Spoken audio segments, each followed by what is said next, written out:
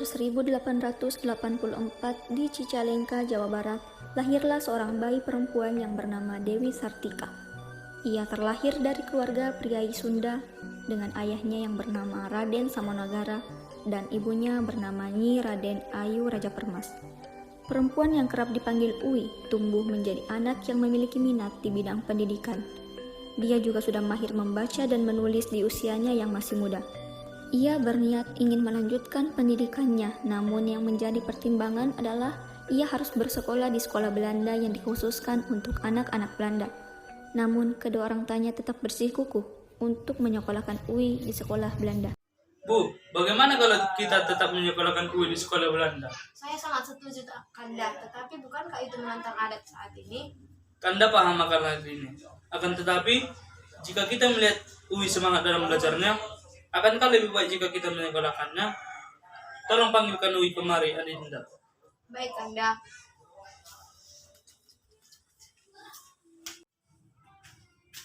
Uwi, duduklah nak. Ada apa ayah manggil Uwi? Apakah ada yang ingin ayah bicarakan? Ayah dan ibumu telah sepakat bahwa kami mengizinkanmu untuk melanjutkan sekolah Belandamu itu lagi, Uwi. Benarkah? Uwi tidak mimpi kan ayah, ibu? Tidak Uwi sayang, ini nyata. Belajarlah kamu dengan sungguh-sungguh. Terima kasih ayah, ibu. Uwi sangat senang.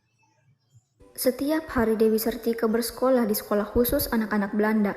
Namun hal ini tidak menyurutkan semangat Dewi Sartika dalam mencari ilmu dan mewujudkan mimpinya. Uwi kemana, Bu? Sepertinya Uwi sedang bersiap-siap di kamarnya Kanda. Ayah, ibu, Uwi berangkat dulu ya. Iya nak, pergilah, belajarlah dengan sungguh-sungguh agar kelak menjadi anak yang berguna.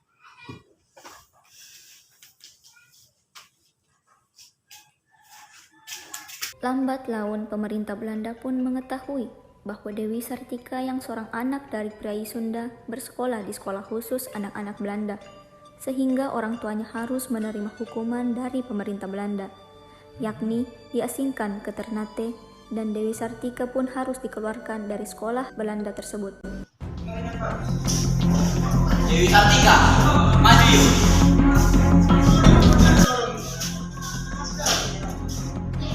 Yuk kan bukan anak sini.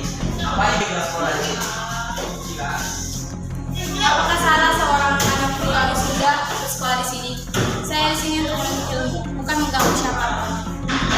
Yuk sudah tahu aturannya. Hanya anak-anak Belanda yang boleh bersekolah di sini. Setiap anak berhak untuk mendapat pendidikan, bukan hanya anak Belanda saja. Ini negeri kami. Kami berhak atas negeri kami. Sudah, jangan banyak bicara. Mari.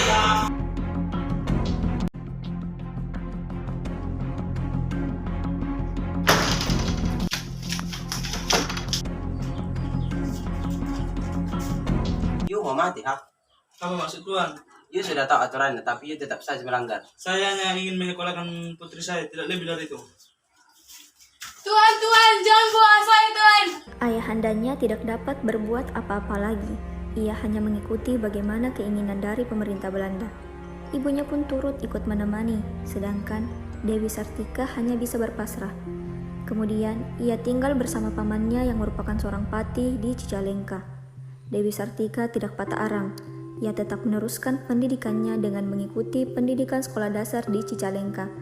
Sepulang sekolah, ia sering bermain dengan teman perempuan sebayanya, sambil ia mengajari baca tulis, bahasa Belanda, menari, bahkan menyulam. Ia berlaku layaknya seorang guru bagi teman-temannya. Wih, kemari, mari kita belajar kembali. Benar, aku sudah tidak sabar belajar denganmu. Uwi, apakah kamu tidak pernah bosan untuk mengajar kami? Kami tidak pernah melihat kamu bosan untuk mengajar kami. Saya tidak pernah bosan dan tidak pernah mengeluh untuk mengajar mengenai tentang pendidikan. Itu adalah semua hak kita, agar semua anak mendapat pendidikan. Bukan hanya anak Belanda saja yang mendapat pendidikan. Ini negeri kita. Kita berhak untuk mendapat pendidikan. Sungguh bangga kepadamu, Ik. Kamu selalu semangat dalam mengajar ilmu dan menimba ilmu. Kamu juga sama. Dewi Sartika tidak pernah mengeluh mengajarkan teman-temannya.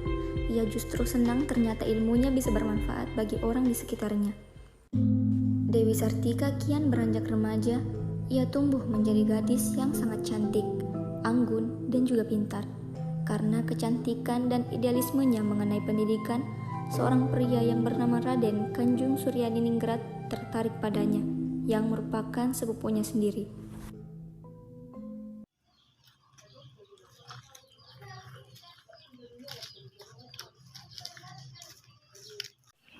Apakah kamu mengajarkan temanmu sendirian? Apakah kau tidak kerepotan? Iya benar, saya mengajarkan mereka dengan sendirian. Saya tidak merasa kerepotan. Saya sangat bersemangat mengajari mereka menyulam, menulis, dan membaca. Itu sangat membuat saya semangat untuk mengajari mereka. Dewi, kau cantik, pintar pula. Makasih. Apakah kamu menikah denganku? Maaf Raden, saya belum ada niatan untuk menikah. Kenapa? Apakah aku kurang pantas untukmu? Bukan begitu Raden, kita memiliki prinsip yang berbeda.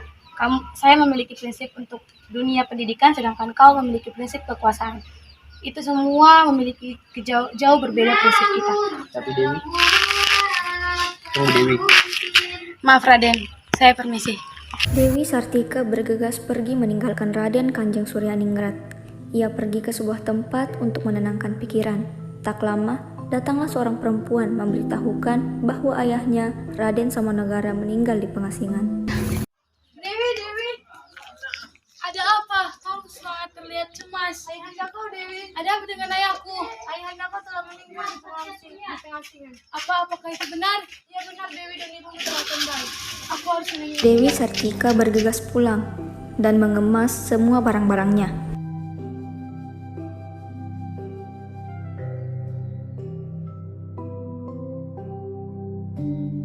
Tak lupa ia berpamitan kepada paman dan juga bibinya.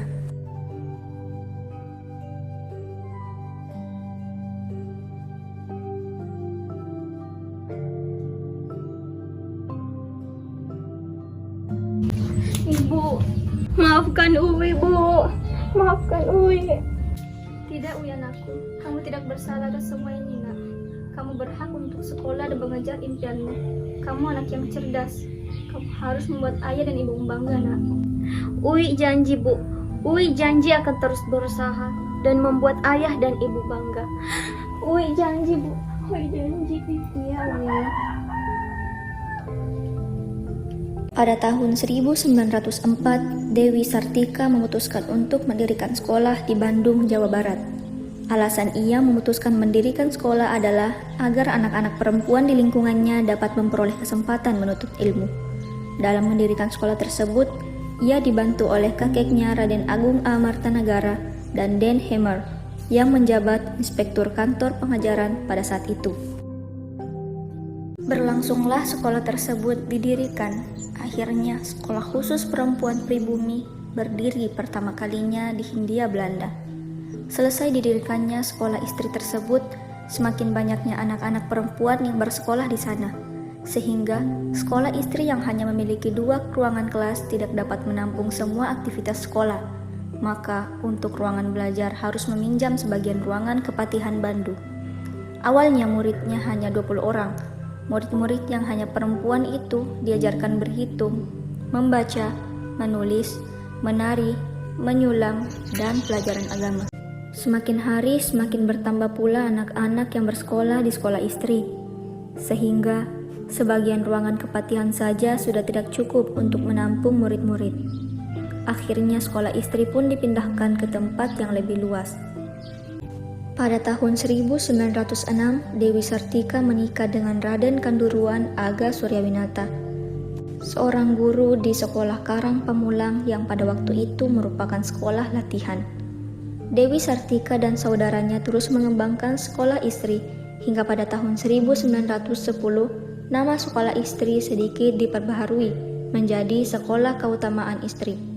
Perubahan bukan hanya pada namanya saja, namun pada mata pelajaran yang juga bertambah.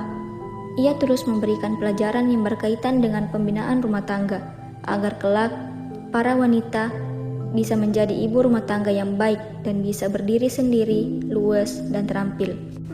Pada tahun 1929, Dewi Sartika dianugerahi bintang jasa oleh pemerintah Hindia Belanda. Dewi Sartika dan yang lainnya berjalan menuju Bandung Selatan. Ia tinggal di Ciamis dan mulai sakit-sakitan. Pada akhirnya, wafat pada tanggal 11 September 1947 di Tasikmalaya.